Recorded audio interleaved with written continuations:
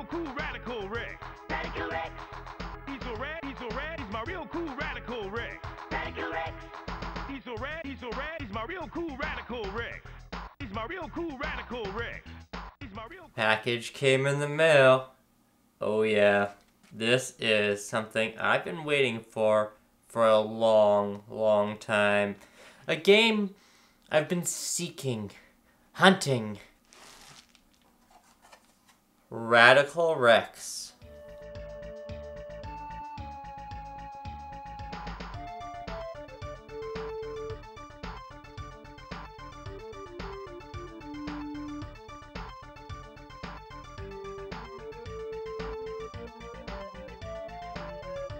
Now this may look like another generic mascot platformer, and it totally is.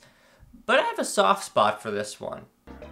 I think that may have something to do with the fact that the main character of Radical Rex burns monsters to a crisp, and then kills them by kicking them into dust.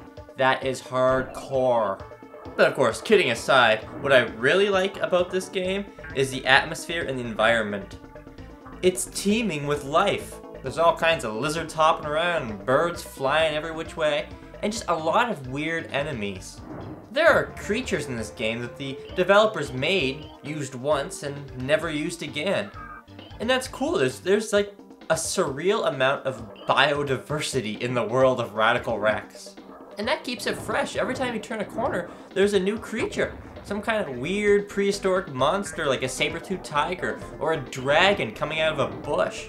And the environments themselves look pretty good too. You got your generic canyons and swamps, and then you got something like this. It's a bunch of dinosaur skeletons reaching into the sky. It's like the climax of Jurassic Park, but it keeps going up and up and up, and there's skeleton dinosaurs attacking you. Wow. I even like the little lizards and the hamster balls that act as platforms. You know, they run in the ball and they lift you up. It's funny and cute. Too bad I can't burn them. And aside from his fire-breathing ability, Radical Rex also has this nifty roar attack, which he can use to kill everything in the screen. Think of it like the POW blocks from Mario Bros. 2, except you can use it anywhere, which is awesome. Now all this is fine and dandy, but you're probably saying, Kyle, what makes Rex radical? Why is he not just a regular T-Rex, but a Radical Rex? Isn't it obvious? He rides around on a skateboard. Psha. Unfortunately, it's not like you can just let loose and go anywhere you want. The skateboard only appears occasionally, and is only used for brief periods of time, in which you go over a few loops, and that's basically it. There's no real variety. You can't hang on to it for the whole level. It's not really a power-up at all. It's just a slight diversion from the regular platforming. And for these brief moments, the game really kind of has a Sonic the Hedgehog vibe. I almost wonder if that's what they were going for, you know, kind of a best of both worlds kind of thing. Except, as I said, the skateboarding's not so good, and the platforming is kind of worse. There's no run button. Rex just kind of casually strolls through every environment, and his jump is very, I don't know, it's stiff and awkward. It's not hard to pull off or land, in fact, it's kind of easy. It's just, you have to watch his whole animation. He literally, like, it's not instantaneous. Like when Mario jumps, it's right? When Radical Rex jumps, it's a slow, you see him get momentum and go up. And I guess it's realistic, kind of, but we're playing a game that stars a fire-breathing T-Rex, so that shouldn't really be a priority. And each level has its own obstacles too, such as vines you could swing on or climb, and there's an underwater stage. The swimming controls aren't so great, but Rex's fire breath becomes a stream of bubbles. Another cool level is the one that takes place inside the dinosaur. This one's notable because it's absolutely disgusting. This may be the most disgusting inside something else stage in any game ever.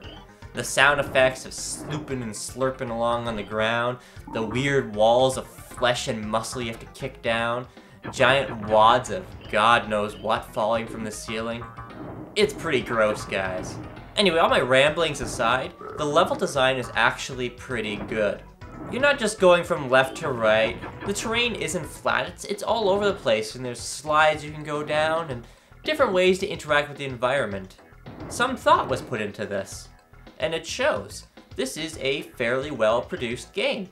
The graphics are gorgeous, with fluid animation and great sound. There's even a plethora of voice acting, which is weird considering it's a Super Nintendo. Radical Rex even has his own theme song. He's so rad, he's my real cool Radical Rex. Radical Rex. He's so rad, he's my real cool Radical Rex. Radical Rex. He's so rad, he's my real cool Radical Rex. He's my real cool Radical Rex. He's my real cool Radical Rex. Radical Rex. And that's the thing about Radical Rex. He almost feels like some kind of anti-drug mascot. I mean, he's got a cool rap song, a hip skateboard, he's so cute. I mean, if you threw him in an anti-drug commercial, he'd fit right in. Hey kids, Radical Rex here. Don't do drugs. If you do, I'll burn you to a crisp, then kick you to dust. Yeah, that's how I take care of business. For a kid's game, the difficulty curve is acceptable. It's beatable. It's not overly challenging, but there are things about it that make it hard, such as the fact that if you die and run out of continues, it's right back to the beginning of the game. There are only 10 stages, so it's not a huge loss. It only takes an hour and a half to beat, but still, if you're really far in the game, it's a blow. And you can earn more continues, but it's a bit tricky. To do this, you have to collect at least 80 eggs throughout the stage. And at that point, you go to a bonus level. And there, you have to bounce on this pogo stick and collect all the eggs without dying. Needless to say, I have never accomplished this task. It's tough. This pogo stick is so unruly. And why is it a pogo stick? Pogo sticks aren't radical. So anyway, that's about all there is to say about Radical Rex. I like it. It's a fun, upbeat, colorful platformer with dinosaurs. It does some things very well, and some things not so well. It's not radical. I wouldn't go that far. It's not radical or gnarly or psychedelic. It's lovely. It's adequate. It's entertaining. But it's not, heinous or totally lame. It's, guys, I don't know a lot of slang, so 90s slang. Tubular, okay?